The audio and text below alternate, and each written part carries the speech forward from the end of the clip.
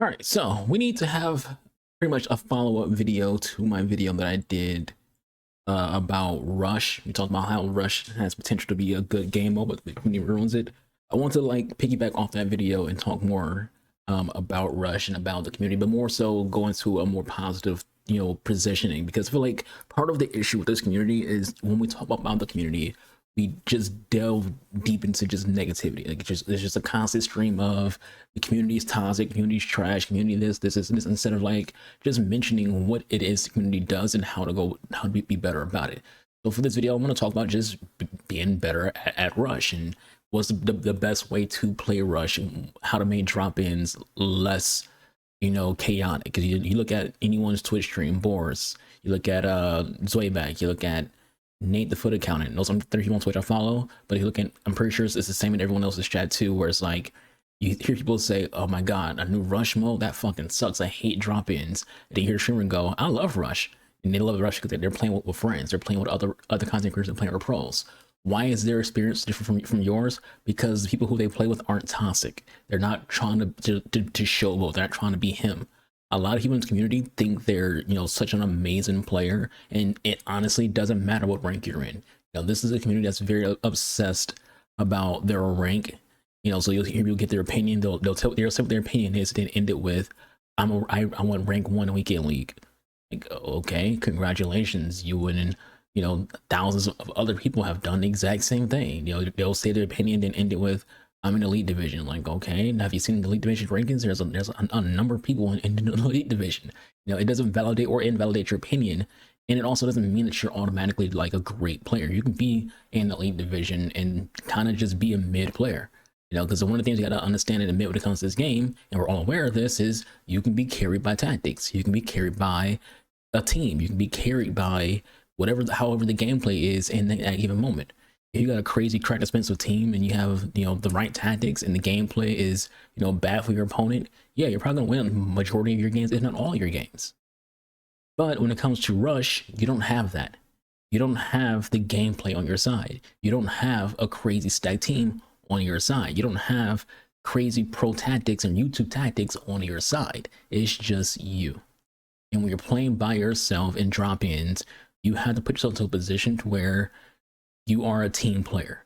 Every person, not just you, not just one other person, every single person has to have the mindset of being a playmaker. What that means is you have to have the mindset of creating plays and taking shots. So you're playing as the number 10. You're going to be passing the ball around and taking shots at the exact same time, and you're getting on defense. A lot of times when I play Rush, there's always someone who doesn't play defense. They just kind of just sitting in the middle of the freaking field waiting for a counterattack. It's like, don't you think if you help out on defense, there'd be a better chance of you winning? Because at the end of the day, the goal should be winning. I get that there's objectives, but at the end of the day, the goal is to win. And quite honestly, you will complete your objectives just by playing the game to win. So like if your opponents aren't having an easy chance to score because someone's wide open because you're refusing to play defense, there's a higher chance that you'll win the game. Not only that, there's a higher chance your teammates get the ball back. And if you're passing the ball around, people are a lot more likely to be okay with you taking, bad shots because you're just passing the ball around, you're having a good time. And, sometimes you're just unlucky. Sometimes you took a shot and it ricocheted off somebody. Sometimes the game does what the game does, where you pass balls to someone, but the game kind of has to be a little wonky so that you can actually control the ball. The touch is bad. There's a lot of things that can lead into why someone, had a bad touch. That's not necessarily like their own fault. Like when I have the good games that I have, usually I go 4-3, as in 4 goals, 3 assists, or I'll go 4 goals, 4 assists, because I like to pass the ball around. I'm a very team player. I'm looking for a pass. Before I take a shot, my first thought when it comes to real sports, I play running back and I play quarterback. My thought process is to always do what's best for the team and look for a chance to score. Whether it's me scoring, whether it's Mayo scoring, my thought process is never to freaking just take a shot. Like in terms of like you have your shooters and you have your shotters. Your shooters, they just take bad shots and they just hope it goes in. Your shotters though, they take those smart shots. It's a basketball lingo for those who are confused on what a shooter is and what a shotter is.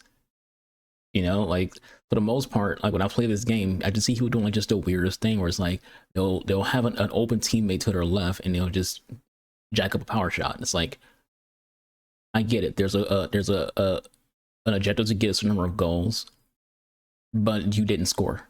You jacked up that power shot, and now not only did you not score, the opponent now has ball again because you chose to jack up power shot. You chose to bash a finesse shot or trivela from a bad angle because you're covered, and now it's the opponent's possession again. You know, like you're over here doing all this dribbling, and you're impressed by yourself. Like you're whiffing your own farts because of how good of a dribbler you are. You're surrounded by the entire enemy team because they know you don't pass the ball. Like literally, I've had games like that where I've been in games where my teammate is just in a corner dribbling by himself, not by himself, but he's dribbling, and there's like 3 opponents just covering him. And it's like, bro, you have 3 people who are open. At best, I mean, at worst, at best, you know, there's one person who's like covering somebody else. So that'll leave you still with 2 open options. But instead, you want to try to dribble your way into a shot you can take. It's like you're not helping anybody out. So what should you do? Well, it's okay to want to be the guy who scores. It's okay to want to be, you know, the number 9. It's okay to want to be, you know, that guy. You feel like you're him. But you have to be smart about it.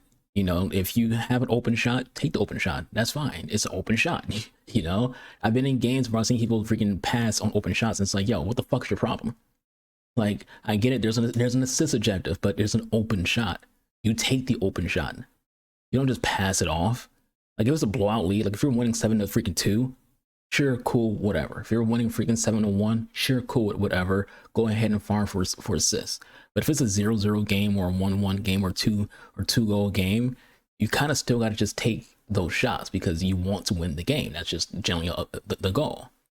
And when it comes to playing defense, it seems to be said not just about a rush, but just in general when it comes to playing this game. Stop spamming slide tackles. You know, like I said before in S24, I said it a few times in my RTGs for this game as well.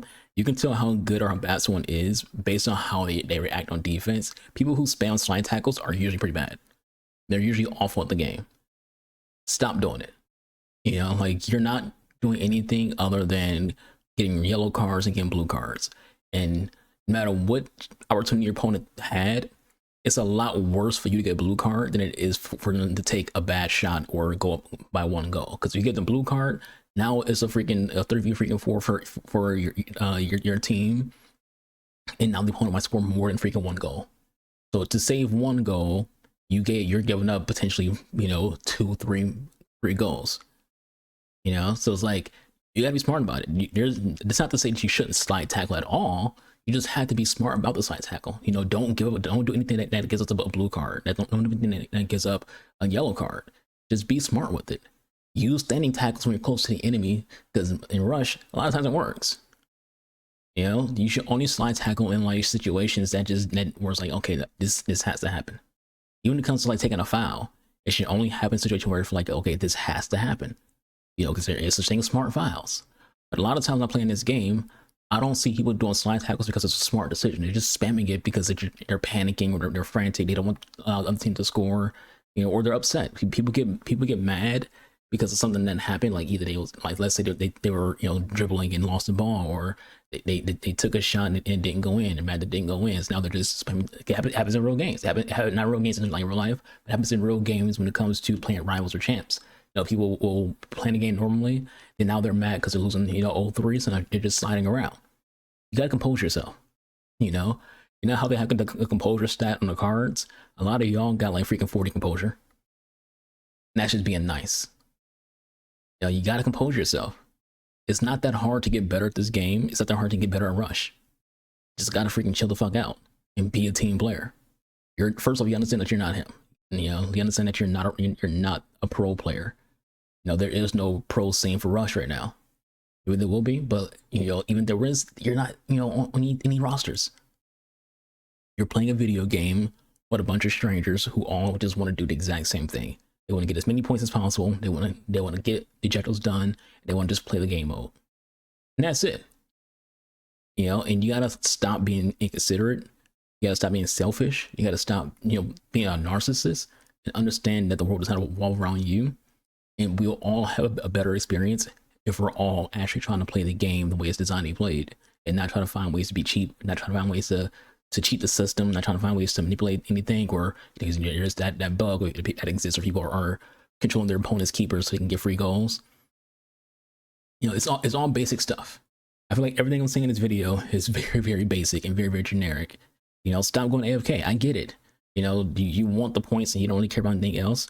The only time, in my opinion, where AFK is warranted is if you're playing the game and your team is not passing the ball to you at all, and it's like, well, shit, I might as well freaking just, you know, go AFK. I'm not getting the ball at all. You know, the enemy team aren't freaking like defending this because they're noticing that I'm not even getting the ball. So fuck it, I'll just go AFK. Fuck y'all. Y'all want to be a team? AFK. You know, and if you and when it comes to EA, you gotta have a shorter timer on freaking, you know, when you kick somebody out the game. Don't give people a warning, just kick them out. You know, like, cause EA, if you stand something long enough, they just give you a warning, like, hey, you've been inactive. If you don't, you know, start moving around, I'm kicking you out. No, just kick them out. Don't give them a warning. Just boot them. You know, that's it. It's that simple. You know, like, you'll see a game in here where I leave because I'm not gonna go AFK. I'll much rather just leave the game than go AFK.